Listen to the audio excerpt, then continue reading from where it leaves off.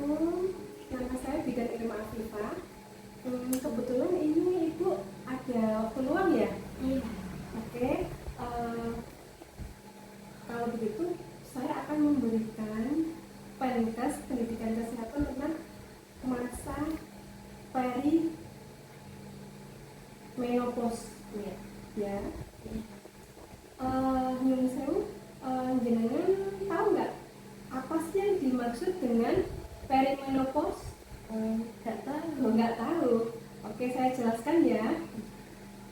Perimenopause itu adalah periode transisi yang dialami wanita saat akan memasuki masa berakhirnya menstruasi atau menopause.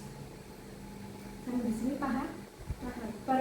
Perimenopause itu periode transisi yang dialami wanita saat akan memasuki masa berakhirnya menstruasi atau menopause. Itu biasanya terjadi masa perimenopause-nya itu tuh terjadi 4 sampai 10 tahun sebelum terhentinya menstruasi. Nah, umumnya dimulai pada usia 30 sampai 40 tahun. Namun dapat juga dimulai awal. Misalnya karena ada penyakit tertentu atau memang ada riwayat menopause dini dalam keluarga. Sampai di sini paham Ibu? Paham. Gejala perimenopause itu apa gitu? Itu biasanya menstruasinya itu tidak teratur. Kadang lebih cepat, kadang lebih lambat, kadang lebih panjang atau bahkan pendek dalam masa menstruasinya itu. Terus ada hot flash. Hot flashes itu sensasi gerah atau kepanasan yang muncul secara mendadak. Seperti itu. Terus biasanya itu ada gangguan tidur Ibu yang bisa disertai dengan atau tanpa keringat malam itu ada gangguan tidur. Itu gejala perimenopause. Sampai di sini paham Ibu? Iya. Untuk gejala perimenopause selanjutnya itu biasanya ada perubahan mood ya Bu. Misalnya mudah tersinggung. Terus kondisi ini tuh bisa menyebabkan peningkatan resiko terjadinya depresi. Bisa sampai ke depresi. Terus juga ada gangguan kognitif, misalnya sulit berkonsentrasi dan mudah lupa. Itu biasanya ada gejala seperti itu. Terus sakit kepala, di mana di masa awal perimenopause. Jadi saat mau perimenopause itu ada sakit kepala di masa awal perimenopause, ya. Terus ada nyeri saat berhubungan seksual karena berkurangnya cairan pelumas vagina. Terus gejala yang selanjutnya itu ada penurunan gairah seksual dan kesuburan. Terus ada pengeroposan tulang yang dapat meningkatkan resiko terkena osteoporosis.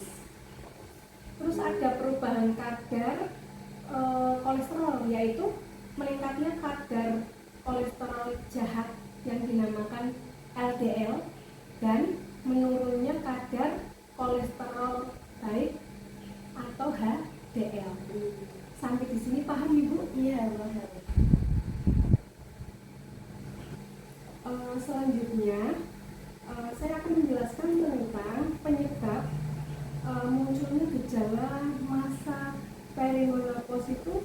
Perimenopause itu terjadi itu karena kadar hormon estrogen yang di dalam kita, dan hormon estrogen dan progesteron itu di dalam tubuh wanita itu biasanya mengalami penurunan seiring bertambahnya usia. Semakin usianya bertambah, itu hormon estrogen dan hormon progesteron itu mengalami penurunan. Terus jika terjadi kondisi yang mengganggu jenengan ya, itu momennya kok terjadi perdarahan vagina setelah berhubungan seksual, itu kan nggak wajar ya. Terus perdarahannya banyak saat menstruasi, misalnya sampai harus ganti pembalut kok setiap jam sekali, setiap 1 jam kok ganti pembalut, itu jenengan harus segera periksa.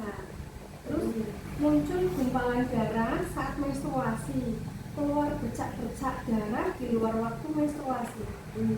Sampai di sini paham Ibu? Iya, paham. Terus